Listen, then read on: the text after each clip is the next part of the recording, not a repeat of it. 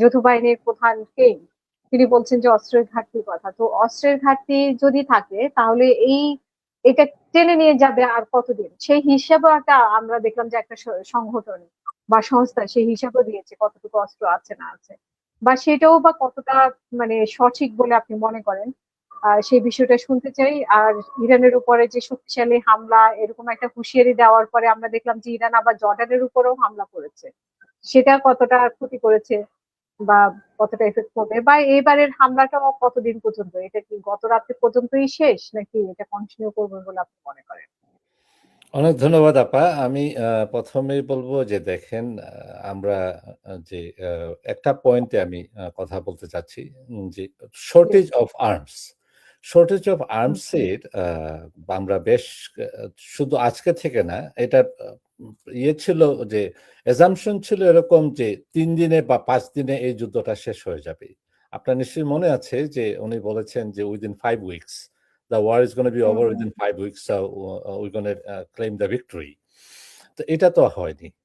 হয়েছে আপনার বরঞ্চ যে পরিমাণ অস্ত্র প্রথম ধাপেই ব্যবহার করা হয়েছে, এই যে বেলুন এবং আপনার ফেক টয় গুলার উপর আঘাত করে, যেটা ইরানের যে বুদ্ধিমত্তা আমি বলবো যে, এবং ওয়ার ট্যাকটিক্স, এই ওয়ার ট্যাকটিক্সে মার খেয়েছে এই আমেরিকা এবং ইসরায়েলের যে যারা যুদ্ধের পরিকল্পনা করেছিলেন তাদের তারা মারাত্মকভাবে এখানে ফেল হয়েছে, ইন্টেলিজেন্স ফেইলার আমি বলবো।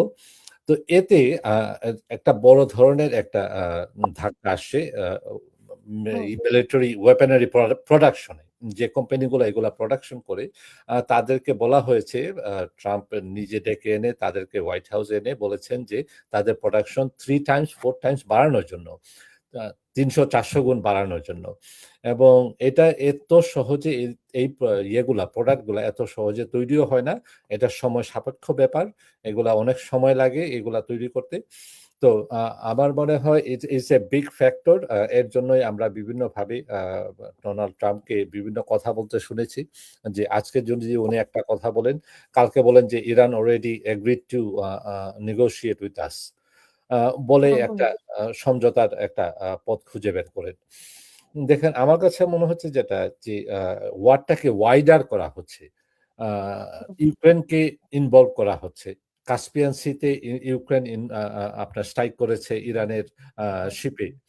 তারপরে পরবর্তীতে যেটা এখন দেখতে পাচ্ছি আমরা, যে ইজিপ্ট, যে দেশগুলা অনেক অনেক দূরত্বে ইরান থেকে, অনেক দূরত্বে, যার জন্য যে ক্যাপাসিটি, ইরানের স্ট্রাইকিং ক্যাপাসিটি একটু শক্ত হবে তাদেরকে স্ট্রাইক করা। যতটুকু সহজ বাহরাইন, ইউএই, কাতার, সৌদি, এদেরকে ইরান অতি সহজেই খুবই কাছে, এই হরমুজ প্রণালীর এই প্রান্ত, এই পার এবং ওই পার, যার ফলে এদেরকে স্ট্রাইক করা খুবই সহজ হবে। এবং কুয়েত। কিন্তু যদি ইউক্রেন থেকে স্ট্রাইক করে বা ইজিপ্ট থেকে স্ট্রাইক করে বা ইসরায়েল থেকে স্ট্রাইক করে বা জর্ডান থেকে স্ট্রাইক করে, তাইলে একটা ডিস্টেন্স 1000 কিলোমিটার, 1500 কিলোমিটার অ্যাওয়ে। তো এইগুলা দেশকে ইনভলভ করার জন্য আমি যে ছবিটা দেখতে পাচ্ছি, এটা আমার কাছে মনে হচ্ছে এরকম যে নাও এখন যেহেতু এই এরাব দেশগুলা তারা বলছে যে আমেরিকাকে যে ব্রিজ এবং যে ওয়াটার ডিসালিনাইজেশন প্ল্যান্টগুলা, তারপরে আপনার সিভিলিয়ান ইনফ্রাস্ট্রাকচারে যে আঘাত করার জন্য বারবার ট্রাম্প বলছেন, কিন্তু বারবার এই এরাব কান্ট্রিগুলো বলছে যে না, তুমি আমেরিকার উপর একটা চাপ আছে যে এগুলাতে অ্যাটাক না করার জন্য।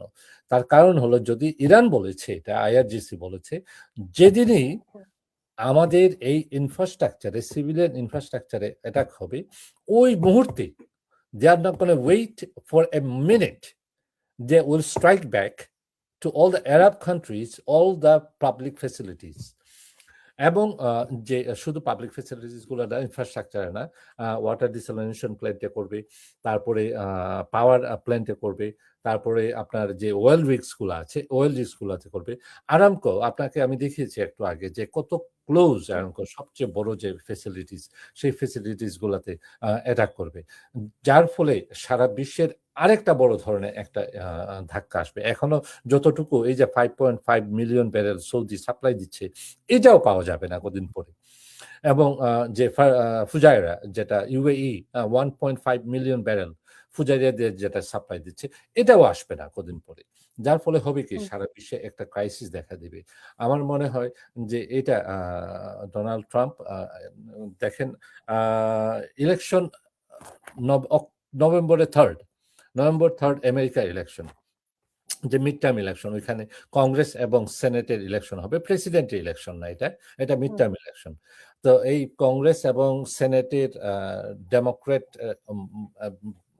ল্যান্ডস্লাইড ভিক্টোরির একটা সম্ভাবনা আছে। এবং ইসরায়েলে ইলেকশন হচ্ছে October, if I am not wrong, October 27, September October 27, যে এই তারিখে যদি আপনার ইয়েটা এটা হলো অক্টোবর 27, যদি নেতানিয়াহু সেই লিকুদ পার্টি যদি আবার জিতে আসে, তাইলে আপনাকে বুঝতে হবে যে the world is running on a different direction. এবং যদি রিপাবলিকান যদি আবার ক্ষমতায় আসে, তখন বুঝতে হবে যে the world is totally in a different direction.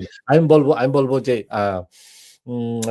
কদিন আগে আমি বলেছিলাম একটা কথা যে রাশিয়ার ফরেন মিনিস্টার বলেছেন যে world war 3 already started, some people and leaders is not feeling it, don't understand. এটা আমার মনে হয় is going in a wrong direction এবং এদিকেই যাচ্ছে। তখন এই লিডাররাই, এই নেতানিয়াহু এবং ডোনাল্ড ট্রাম্প আরো শক্তিশালী হয়ে উঠবে।